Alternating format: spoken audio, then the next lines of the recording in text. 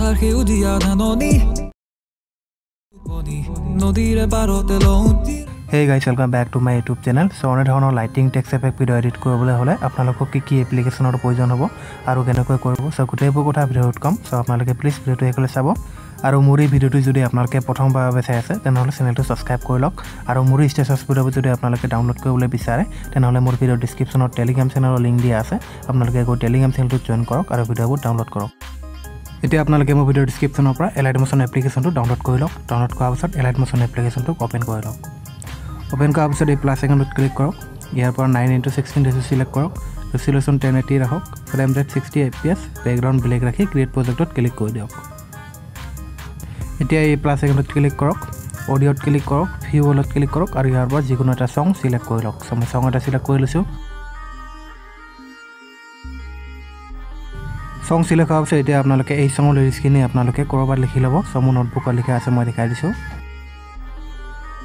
এনে ধৰণে আপোনালোকে সং লিৰিক্স কিনে লিখি লব লিখি লোৱাৰ পিছত এতিয়া আপোনালোকে এই সঙৰ ফাৰ্স্ট লিৰিক্স কিমান সেকেন্ড বা কিমান সেকেন্ড কি আছে সব প্লে কৰি শুনি লব সো মই প্লে কৰি শুনি লৈছো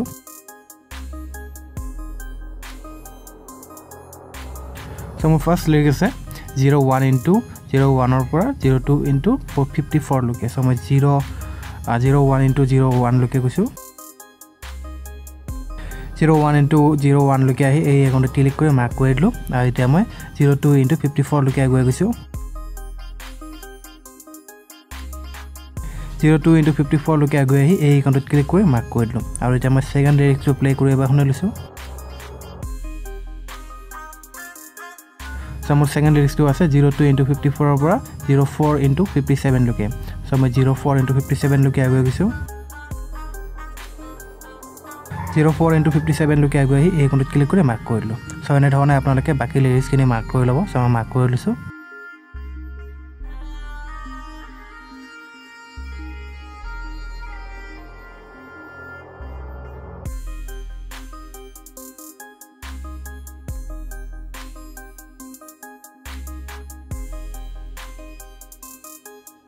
Song lyrics mark হোৱা পিছত এতিয়া একেবাৰে 0 সেকেন্ডলৈকে আহক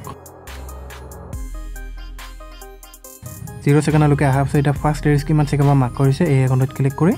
01 লৈকে আহক আহাৰ পিছত এই প্লাস আইকনত ক্লিক কৰক টেক্সটত ক্লিক কৰক আৰু বেক কৰি নোটবুকৰ পৰা ফাৰ্স্ট লিৰিক্স কপি কৰি লওক সো মই কপি কৰি লৈছো কপি আৰু বেক কৰি Alight Motionত পেষ্ট কৰি দিয়ক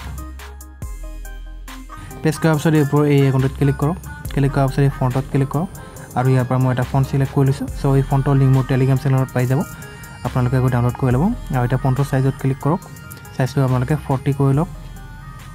40 কৰাৰ পিছত বেক কৰক বেক কৰাৰ পিছত আকৌ এডিট টেক্সটত ক্লিক কৰক আৰু এই ফন্টৰ সাইজটো কেনে ধৰণে সেট কৰি লওক সেট কৰাৰ পিছত আকৌ বেক কৰক বেক কৰাৰ পিছত টেক্সট লেয়াৰটোত ক্লিক কৰক আৰু এই একাউণ্টত এবাৰ ক্লিক কৰক আৰু এতিয়া আপোনালোকে দেখিবলৈ পাইছে এই ফন্টৰ সাইজটো অলপ দীঘল হৈ গৈছে লেয়াৰটো সো আপোনালোকে এই একাউণ্টত ক্লিক কৰিব আৰু এই একাউণ্টত ক্লিক কৰি কাট কৰি দিব কাট কৰাৰ পিছত বেক কৰিব বেক কৰাৰ পিছত এই এফেক্টত ক্লিক কৰিব এৰ এফেক্টত ক্লিক কৰিব আৰু তললৈ স্ক্ৰল কৰি টেক্সটত ক্লিক কৰিব আৰু ইয়াৰ পৰা টেক্সট ট্ৰান্সফৰ্মত ক্লিক কৰিব ক্লিক কৰাৰ পিছত তললৈ স্ক্ৰল কৰি লেটাৰ স্কেলাৰটোত ক্লিক কৰিব ক্লিক কৰাৰ পিছত এই লেয়াৰৰ এই একাউণ্টত যেনে ধৰণে প্ৰেছ কৰি 02 34 লকে লৈ আহক 02 34 লকে লৈ আহাৰ পিছত এনে ধৰণে তললৈ স্ক্ৰল কৰক স্ক্ৰল কৰি এংগলত ক্লিক কৰক এংগলটো আপোনালোকে 122 কৰি লওক 122 কৰাৰ পিছত তললৈ স্ক্ৰল কৰক স্ক্ৰল কৰি ওভাৰৰাইড ফিল কালাৰ টিক মাৰ্কটো অন কৰি দিয়ক অন কৰাৰ পিছত ফিল কালাৰ আইকনটোত ক্লিক কৰক ক্লিক কৰাৰ পিছত ইয়াত হোৱাইট ৰাখি দিয়ক হোৱাইট ৰাখাৰ পিছত বেক কৰক বেক কৰাৰ পিছত আকৌ এফেক্টত ক্লিক কৰক এড এফেক্টত ক্লিক কৰক আৰু ইয়াৰ পৰা প্ৰচিডিউৰত ক্লিক কৰক ক্লিক কৰাৰ পিছত ইয়াৰ পৰা 5 নম্বৰ এফেক্টটো সিলেক্ট কৰি লওক সিলেক্ট কৰাৰ পিছত ষ্টেণ্ডাৰ্ড সেটিংত ক্লিক কৰক আকৌ সেকেন্ড এফেক্টত ক্লিক কৰক ক্লিক কৰাৰ পিছত তললৈ স্ক্ৰল কৰি ইভলিউশনত ক্লিক কৰক ক্লিক কৰাৰ পিছত এই একাউণ্টত ক্লিক কৰক আৰু এই প্লাস আইকনত ক্লিক কৰক ক্লিক কৰাৰ পিছত আকৌ এই একাউণ্টত ক্লিক কৰি একেবাৰে লেয়াৰৰ এণ্ডিংলৈকে আহক 202 54 লকে আহাৰ পিছত আকৌ এই প্লাস আইকনত ক্লিক কৰক আৰু ইয়াৰ ইভলিউশন 0 95 কৰি লওক 95 কৰাৰ পিছত তললৈ স্ক্ৰল কৰক স্ক্ৰল কৰি ইন্টেন্সিটিত ক্লিক কৰক আৰু ইন্টেন্সিটিটো আপোনালোকে 1 * 33 কৰি লওক 1:33 কৰাৰ পিছত এই শেডত ক্লিক কৰক শেডটো আপোনালোকে 2:53 কৰি লওক 2:53 কৰাৰ পিছত অলপ স্ক্ৰল কৰক স্ক্ৰল কৰি কালাৰ 1ত ক্লিক কৰক আৰু কালাৰ 1 এই আইকনটোত ক্লিক কৰি ইয়াত হোৱাইট ৰাখি দিয়ক হোৱাইট ৰাখাৰ পিছত কালাৰ 2ত ক্লিক কৰক আৰু 2টোত আপোনালোকে এই আইকনটোত ক্লিক কৰি ব্লু ৰাখি দিয়ক ব্লু ৰখাৰ পিছত এই আইকনটোত ক্লিক কৰক আৰু ব্লুটো একেবাৰে ডাৰ্ক কৰি লওক ডাৰ্ক কৰাৰ পিছত বেক কৰক বেক কৰাৰ পিছত আপোনালোকে এই 𝗭𝗶𝗏ত ক্লিক কৰি 𝗭𝗶𝗏টো আপোনালোকে 2 কৰি লওক 2 কৰাৰ পিছত এটা বেক কৰক বেক কৰাৰ পিছত আকৌ এফেক্টত ক্লিক কৰক ইয়াত এফেক্টত ক্লিক কৰক আৰু ইয়াত এনে ধৰণে লেফট সাইডে স্ক্ৰল কৰি এই ফেড ইনাৰটোত ক্লিক কৰক ষ্টেণ্ডাৰ্ড সেটিংত ক্লিক কৰক আৰু এটা আকৌ এফেক্টত ক্লিক কৰক ক্লিক কৰাৰ পিছত এই কালাৰ স্লাইডত ক্লিক কৰক আৰু ইয়াত অলপ স্ক্ৰল কৰি এই ৰেছত ক্লিক কৰক ক্লিক কৰাৰ পিছত ষ্টেণ্ডাৰ্ড সেটিংত ক্লিক কৰক ক্লিক কৰাৰ পিছত আকৌ ৰেছত ক্লিক কৰক ৰেছত ক্লিক কৰাৰ পিছত এনে ধৰণৰ লেয়াৰটো অলপ এনে ধৰণে লৈ আহক লৈ অহাৰ পিছত এই লেন্থত ক্লিক কৰক লেন্থটো আপোনালোকে 26 কৰি লওক 26 কৰাৰ পিছত এনে তললৈ স্ক্ৰল কৰক স্ক্ৰল কৰাৰ পিছত ট্ৰেছ হোল্ডত ক্লিক কৰক ক্লিক কৰি ইয়াৰ সাইজ 00 কৰি লওক 00 কৰাৰ পিছত তললৈ স্ক্ৰল কৰক স্ক্ৰল কৰি এই ব্লেন্ডত ক্লিক কৰক আৰু ব্লেন্ডৰ সাইজ 100 কৰি লওক 100 কৰাৰ পিছত এটা বেক কৰক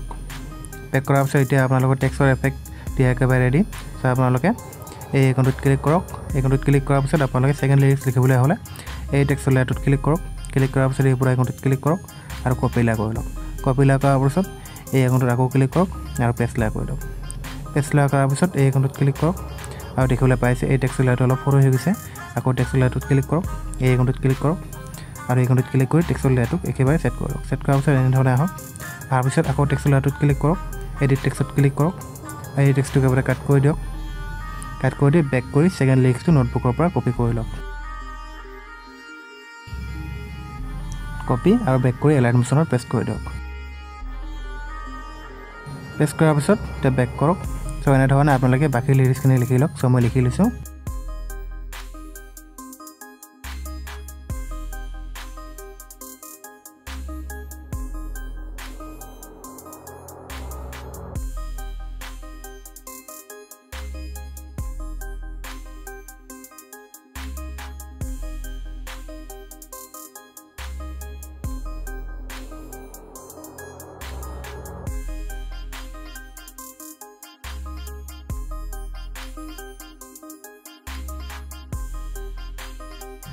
টেক্সট সেট কৰা হোৱাৰ পিছত এতিয়া আপোনালোকৰ ভিডিঅ' একেবাৰে ৰেডি